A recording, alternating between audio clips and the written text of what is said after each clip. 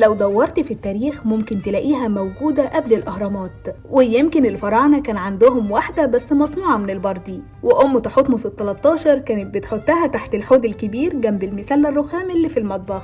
أهلا بيكم في حلقة جديدة من بودكاست كلام فاضي بس مهم، واللي هنتكلم فيها عن الشنطة المقدسة. كل بيت مصري فيه شنطة، بس مش شنطة عادية، لأ، دي شنطة أسطورية، شنطة مقدسة. الشنطة اللي مليانة أكياس بلاستيك. الشنطة دي لو دورت في التاريخ هتلاقيها موجودة قبل الأهرامات. يمكن حتى الفراعنة كان عندهم شنطة أكياس، بس وقتها كانت أكياس بردي. الشنطة دي غالبا بتبقى في المطبخ تحت الحوض أو ورا باب البلكونة.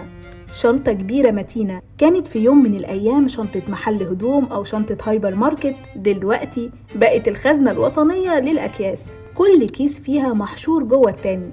لو فتحتها هتلاقي نفسك دخلت متاهة بلاستيكية، وبتلاقي أكياس عليها عروض من سنة 2012. هو احنا اللي بنخزن أكياس عشان ممكن نحتاجها؟ طب امتى؟ محدش عارف. يمكن نحتاج ندي جارة لينا طبق محشي أو نرمي الزبالة، أو حتى نحط فيها أكياس تانية. والله عندنا أكياس مخصوص لحفظ الأكياس التانية. مرة فتحت شنطة الأكياس لقيت فيها كيس تاني، جوه الكيس التاني كيس أصغر، وجواه كيس أصغر، لحد ما في الآخر لقيت كيس كان فيه بون بيرجع تاريخه ل 1999. معظم البيوت في مصر لو ريموت التلفزيون ضاع، أول مكان بندور فيه بيكون في شنطة الأكياس، لأنها مركز الكون لأي بيت مصري أصيل. شنطة الأكياس مش مجرد شنطة، دي دليل على إننا شعب بيعرف يحوش. يمكن مش بنحوش فلوس، بس بنعرف نحوش أكياس، ودي حاجة تخلينا فخورين، لأن الغرب ما عندهمش الشنطة دي. هما بيروحوا يشتروا كيس جديد، احنا لأ، احنا عندنا تراث أكياسي متوارث.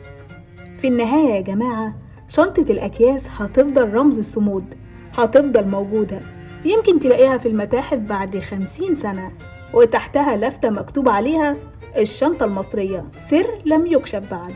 كانت معاكم حبيبة جمال والكرياتيف بروديوسر محمد جلال، واستنونا في حلقة جديدة من بودكاست كلام فاضي بس مهم. ما تنسوش اللايك والشير والفولو. سلام.